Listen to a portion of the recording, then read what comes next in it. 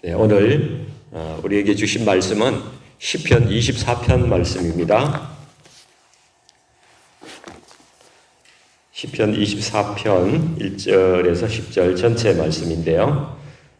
제가 가진 성경은 818면, 구약 818면에 있습니다. 같이 합독해서 하나님께 말씀 올리겠습니다. 땅과 거기에 충만한 것과 세계와 그 가운데 사는 자들은 다 여호와의 것이로다. 여호와께서 그 터를 바다 위에 세우시며 강들 위에 건설하셨도다. 여호와의 산에 오를 자가 누구며 그의 거룩한 곳에 설 자가 누구인가? 곧 손이 깨끗하며 마음이 청결하며 뜻을 허탄한 데 두지 아니하며 거짓 맹세하지 아니하는 자로다. 그는 여호와께 복을 받고 구원의 하나님께 의를 얻으리니 이는 여호와를 찾는 족속이요 야곱의 하나님의 얼굴을 구하는 자로다. 문들아 너희 머리를 들지어다. 영원한 문들아 들릴지어다. 영광의 왕이 들어가시리로다. 영광의 왕이 누구시냐? 강하고 능한 여호와시요 전쟁에 능한 여호와시로다. 문들아 너희 머리를 들지어다. 영원한 문들아 들릴지어다. 영광의 왕이 들어가시리로다. 영광의 왕이 누구시냐? 만군의 여호와께서 곧 영광의 왕이시로다. 셀라. 아멘. 네, 오늘 시편 24편 말씀으로 나는 하나님 앞에 어떤 예배자인가 하는 제목으로 말씀을 나누기를 원합니다. 여러분 TV를 보면 이제 대기업 회장이 한번 행차를 하면 그 뒤에 계열사에 사장되는 사람이 우르르 이렇게 다니는 걸 보시죠. 저도 이전에 다니던 회사가 좀 컸기 때문에 계열사에 이렇게 한 30개 이상 계열사가 있어요. 그래서 한번 사장들도 엄청 많고 아마 임원들도 제가 알기로는 전 세계에 한 1000명 정도 됐던 것 같아요. 전 계열사 임원이 저희 다니던 회사 보면 1년에 딱 한 번 이렇게 만나는데요. 그룹에 이제 신년 할애사 이래가지고 신년에 인사하는 그런 시간입니다. 계열사 호텔에 제일 큰 이래 그랜드 볼륨을 빌려가지고 회장님하고 이제 신년 인사를 하게 됩니다. 담배식도 하고 뭐 스탠딩 다가와회 같은 것도 하면서 또 오랜만에 만났던 사람끼리 이렇게 모여서 인사도 하고 교류도 하고 그렇게 하는 자리를 갖는데요. 마지막 순서는 이제 회장님이 저 문가에 마지막에 퇴장할 때 딱 서가지고 계세요. 그러면은 줄을 쫙 지어가지고 임원들이 나가면서 악수하고 손 한번 잡아보는 게 월급쟁이의 가장 큰 영광이었습니다. 그런데 대기업 회장의 영광도 참 그러한데 온 만물의 창조주이신 이 하나님의 영광, 이게 얼마나 크고 오미하신 것인지 우리는 감히 상상할 수도 없는 것이죠. 오늘 24편은 이렇게 다윗이 오벳 에돔이라는 사람의 집에서 언약궤를 이렇게 이제 다윗성으로 옮겨올 때 그 기쁨, 그 감격 이런 것을 노래하는 그러한 시편입니다. 다윗은 어떻게 자기 인생에 이렇게 기념될 만한 순간마다 놀라운 영감의 시를 이렇게 지었는데요. 어떻게 이렇게 아름다운 시, 이렇게 영감 있는 시, 물론 이제 성령의 영감으로 지어진 시이기 때문에 그렇습니다. 그러나 참 놀랍고 감탄을 자아내지 않을 수 없는 그런 시를 짓고 있습니다. 여기 1절 말씀해 보시면은 땅과 거기에 충만한 것과 세계와 그 가운데 사는 자들은 다 여호와의 것이로다. 네, 아멘입니다. 한마디의 선포로 모든 일의 사실 결론을 내는 그러한 말씀이죠. 여러분 창세기 1장 1절도 태초에 하나님이 천지를 창조하시니라. 더 이상 설명할 게 없어요. 창세기 1장 1절만 듣고도 회심하고 하나님께서 살아계시는구나. 이것을 알고 변화된 사람들이 엄청나게 사실 많습니다. 세상의 모든 것이 하나님의 주권과 다스림 가운데 있는 것이죠. 하나님께서는 보이지 않는 세계도 다스리시고 우리 보이는 세계도 하나님께서 다스리고 계신 것이죠. 온 땅의 기초와 질서는 하나님께서 다 세우신 것입니다.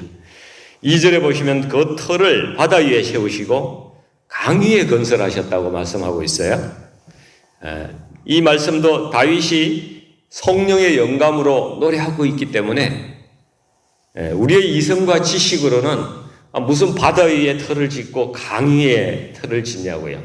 이해가 잘 안 되는 그런 말씀을 이렇게 노래를 하고 있습니다. 그러나 여러분 최근에 과학이 밝혀진 데에 의하면은 이 땅은 이 밑에 다 액체로 이루어졌어요. 액체, 물과 강 같은 그런 액체 위에 이 땅이 서 있는 그러한 것을 과학자들은 밝혀냈죠. 그것을 노래했는지 안 노래했는지 모르겠지만은 아무튼 하나님의 영감으로 다윗은 그렇게 노래하고 있습니다. 여러분 3절은 하나님의 거룩하고 영광에 쌓인 언약궤를 이제 옮겨오면서 다윗에게 한 가지 이 질문이 떠오릅니다. 머릿속에서 질문이 떠올라요. 여호와의 산에 오를 자가 누구며 그의 거룩한 곳에 설 자가 누구인가? 네. 우리 사무엘하 6장의 그 말씀을 보면은 이 다윗이 원래 아미나답의 집에 있던 언약궤, 블레셋에서 뺏겼다가 다시 돌아와서 아미나답의 집에 있던 하나님의 언약궤를 싣고 오다가 이제 타작마당에서 소들이 무엇에 놀랐는지 막 뛰었어요. 그래서 이 언약궤가 이 달구지에서 떨어질 것 같으니까 우사라는 사람이 그 언약궤를 확 잡았어요, 손으로. 근데 그 우사라는 사람이 거기에서 죽습니다. 그러니까 다윗이 얼마나 이제 겁이 나요. 이 언약궤가 이게 보통 두려운 게 아니거든요. 그래서 이 언약궤를 다윗성에 옮겨오기가 두려웠던 거예요. 그래서 오벳 에돔이라는 사람의 집에 이 가드 사람 오벳 에돔의 집에 그 언약궤를 두고 그냥 왔어요. 3개월 동안 오벳 에돔의 집에 있었는데 하나님께서 그 오벳 에돔의 집을 축복하신 거예요. 모든 소유를 부유하게 하시고 하나님의 언약궤로 인해서 엄청난 복을 받은 거예요. 이 소식을 다윗이 이제 듣게 됩니다. 다윗이 듣고 어떤 사람이 이야기를 해줬어요. 이렇게 복을 받았습니다.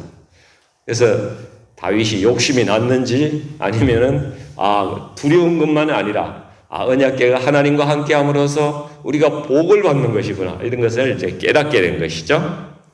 그래서 다시 가서 하나님의 언약궤를 메고 다윗성으로 다시 돌아오는 장면입니다.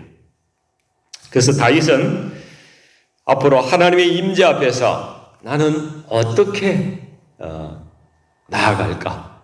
이 언약궤 하나님의 임재하시는 이곳 앞에서 내가 어떻게 예배드리고 어떻게 하나님을 섬겨야 할까? 이것을 묵상하는 것이 바로 이제 3절의 말씀이라는 것입니다. 이것은 우리도 스스로에게 똑같이 던져야 할 그런 질문인 것입니다. 나는 하나님 앞에서 어떤 예배자로 서야 하겠는가? 여러분 한번 생각해 보십시오.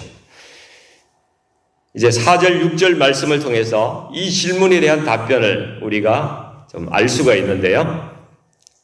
먼저 6절 말씀, 24절 6절 말씀을 같이 한번 읽어볼까요? 이는 여호와를 찾는 족속이요 야곱의 하나님의 얼굴을 구하는 자로다.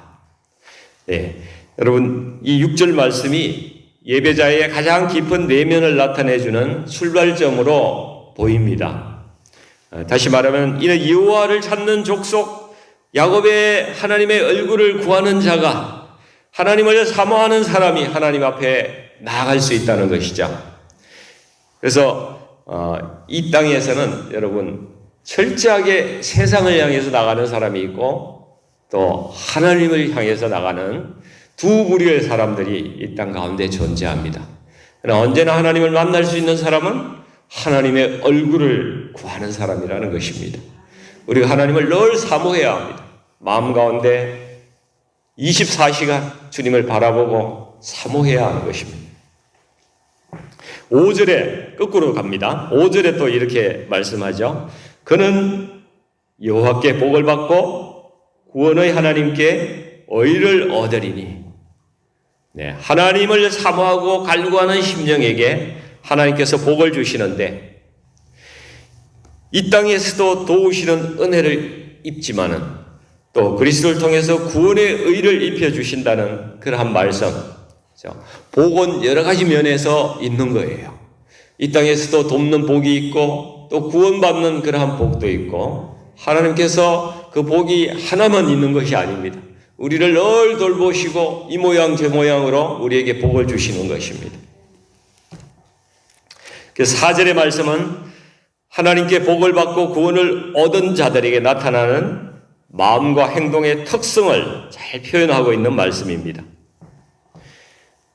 곧 손이 깨끗하여 마음이 청결하며 뜻을 허탄한 데 두지 아니하며 거짓 맹세하지 아니하는 자로다 이렇게 되어 있습니다.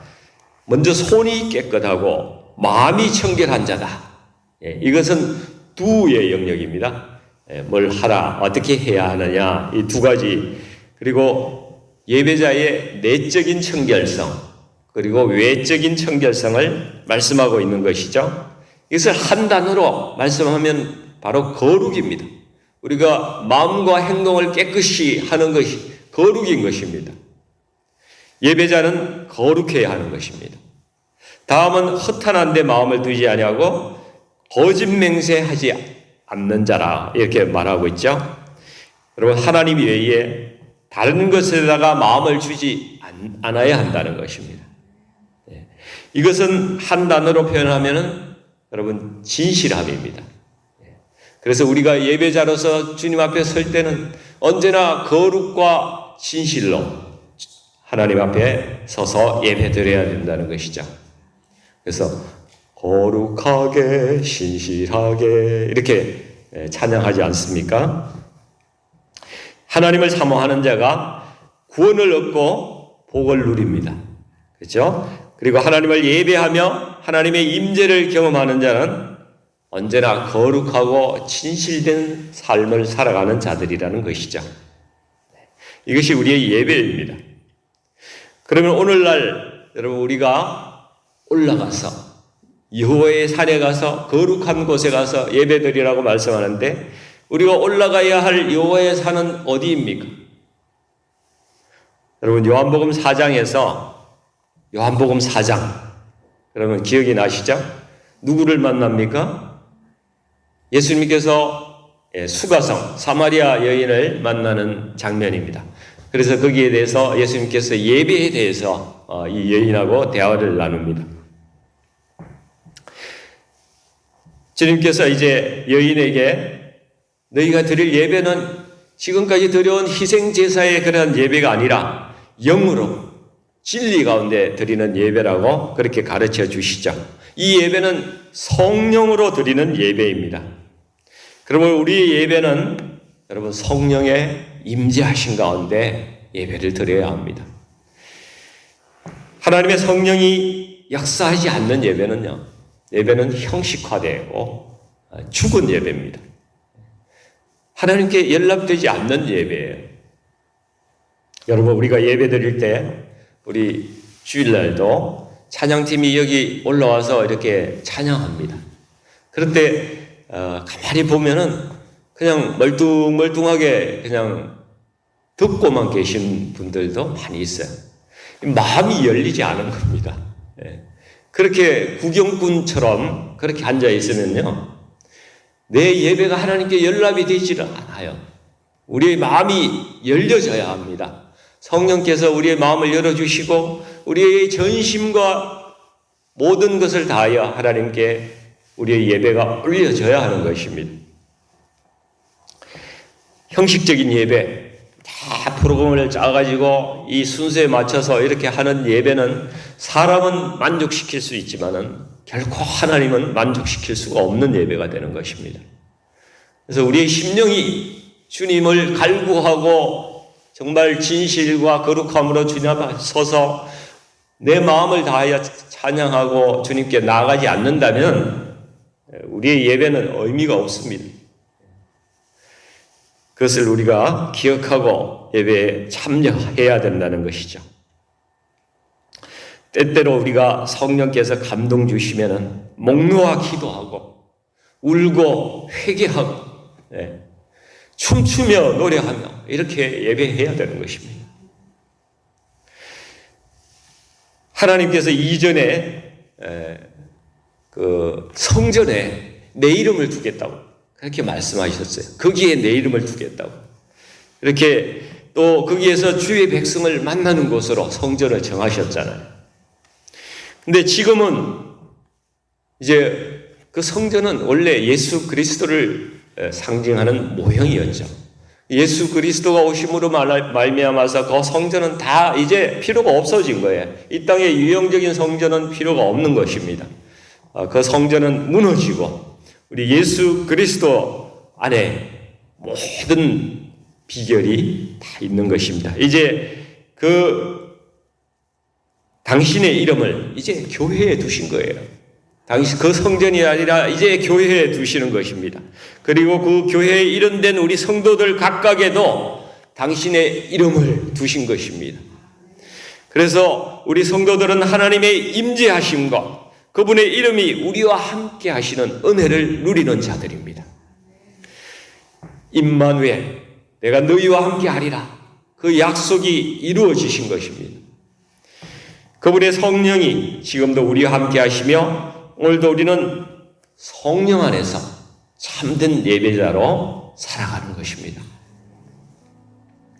오늘 본문 7절에서 10절까지 말씀은 이제 영광의 왕이신 하나님께서 마치 전쟁에서 승리하고 영광스럽게 돌아오는 그 전사, 영웅과 같은 그런 이풍당당한 모습으로 이 시온성에 입장하시는 그 장면을 묘사하고 있습니다. 다윗이 하나님의 법궤를 대하는 그 감사와 그 감격, 그 마음, 이것을 우리가 느낄 수 있는 그러한 부분인 거죠. 다윗이 얼마나 흥분되고 기쁘고 감격하는지 여러분 하나님 앞에서 외치는 소리를 들어보십시오. 문들아 너희 머리를 들지어다. 영원한 문들아 들릴지어다. 영광의 왕이 들어가시리로다. 다윗의 마음이 여러분 느껴지십니까? 막 흥분합니다. 이 대통령이 그 임하는 자리에 보면은 이 붉은 카펫이 쫙 깔리고 그죠?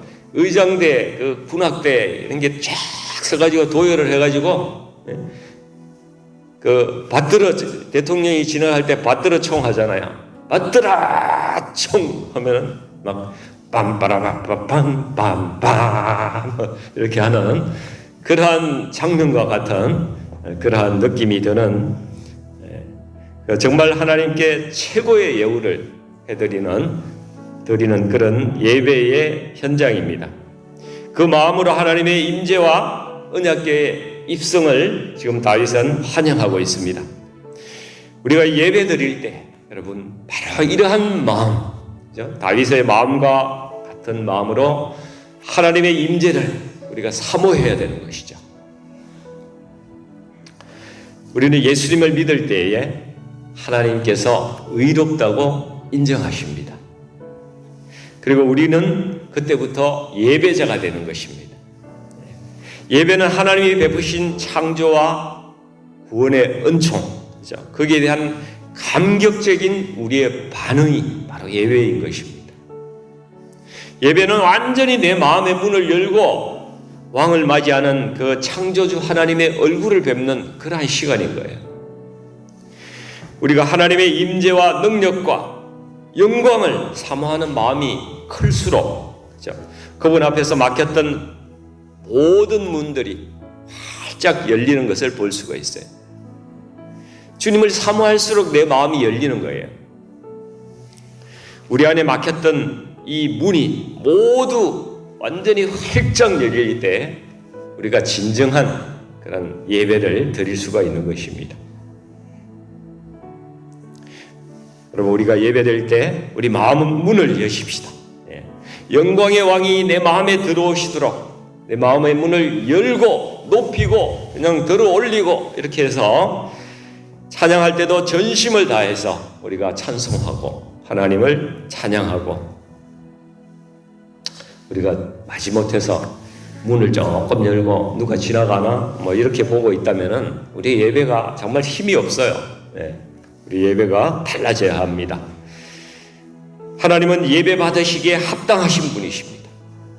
세상의 모든 권세와 주권자, 능력이 있는 어떤 자라도, 이 땅의 대통령 아니라 대통령 할아버지라도 하나님 앞에 머리를 숙이고 그 앞에 예배해야 하는 것입니다. 그분께서 행진하실 때에 세상의 모든 문들은 활짝 열리고 주님을 맞이해야 되는 것입니다. 여러분, 왕이신 하나님 앞에 가장 아름다운 예배로 우리가 나아가고 평생 하나님 앞에 우리가 살아있는 동안에 그러한 예배를 드릴 수 있는 예배자로 서시기를 주님의 이름으로 간절히 축원드립니다. 같이 기도하겠습니다. 사랑과 긍휼이 풍성하신 하나님 아버지, 우리의 의가 되시고 우리의 생명이 되시는 예수님을 찬양합니다. 그리스도를 인하여 거룩함을 입은 우리의 손과 마음이 이제 하나님의 얼굴을 향하기를 원합니다. 주님의 통치와 다스림이 우리의 삶의 모든 영역에서 왕이 되어주시기를 간구드립니다. 다윗이 넘치는 기쁨 가운데에 하나님의 통치를 기뻐하고 또 찬양했듯이 우리의 삶도 하나님의 통치하심 속에서 기쁨과 그 감격이 넘치는 그러한 삶이 되도록 인도해 주시옵소서. 저희가 마음에 예배될 때 마음의 문을 온전히 열게 하여 주시고, 아버지 하나님 그 가운데 영광과 능력으로 저희 가운데 임재하여 주셔서 아버지 하나님 얼반 우리 교회 공동체 예배가 성령 안에서 영광의 왕을 맞이하는 그런 거룩한 예배로 드릴 수 있도록 하나님 함께하여 주시옵소서. 예수님의 이름으로 감사하며 기도하옵나이다. 아멘.